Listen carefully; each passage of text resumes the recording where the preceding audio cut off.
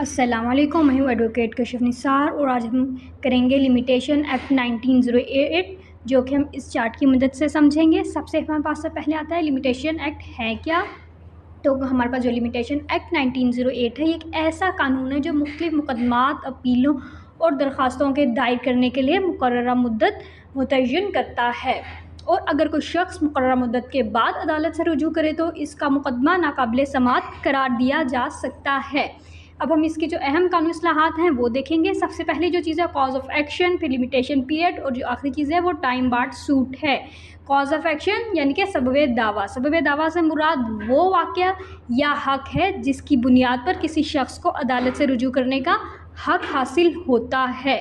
Limitation period یعنی کہ مدت معیاد، اس میں ہمارے پاس کیا ہوتا ہے؟ لمیٹیشن پیریڈ وہ وقت ہے جس کے اندر مقدمہ، اپیل یا درخواست عدالت میں دائر کرنا ضروری ہوتا ہے۔ ٹائم بارڈ سوٹ کیا ہے؟ یعنی کہ ناقابل سماعت دعویٰ، یعنی کہ اگر کوئی دعویٰ مقررہ مدت گزرنے کے بعد دائر کیا جائے تو اسے ہم کیا کہیں گے؟ تو اسے ناقابل سماعت دعویٰ کہا جاتا ہے۔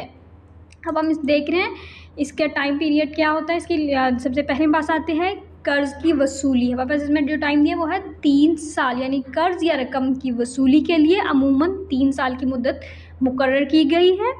اس کے بعد ہرجانے کا دعویٰ ہمیں کتنا ٹائم طے گیا ہے؟ 2 سال، یعنی کہ بعض ہرجانے کے دعوے کے لیے 2 سال کی مدت جو ہے وہ مقرر ہے۔ اس کے بعد جو اگلی چیز ہے وہ غیر منقولہ جائیداد کا قبضہ، اس کا ہمارے پاس ٹائم ہے 12 سال۔ غیر منقولہ جائیداد کے قبضے سے متعلق بعض دعووں کے لیے 12 سال کی مدت مقرر کی گئی ہے۔ اگلی جو چیز ہے ڈگری پر عمل درآمد 6 سال۔ بعض صورتوں میں ڈگری پر عمل درآمد کے لیے مخصوص مدت جو ہے وہ مقرر ہوتی ہے۔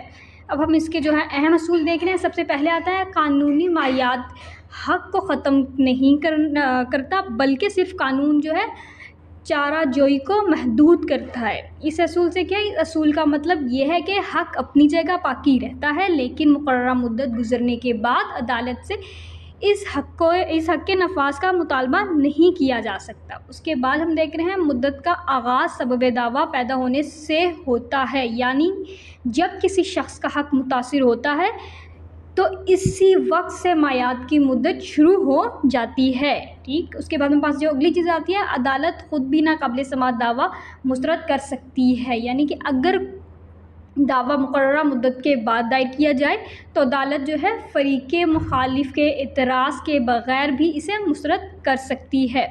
عملی مثال ہم دیکھتے ہیں اس میں کیا؟ اگر ایک شخص دوسرے شخص کو قرض دیتا ہے اور مقررہ وقت پر رقم واپس نہیں کی جاتی تو اسی تاریخ سے مدت معیاد کا آغاز شروع ہو جاتا ہے۔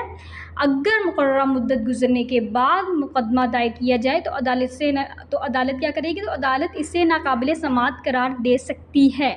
یاد رکھنے کا اصول: قانون ان لوگوں کی مدد کرتا ہے جو اپنے حقوق کے تحفظ کے لیے بروقت اقدام کرتے ہیں۔ شکریہ۔ اللہ حافظ۔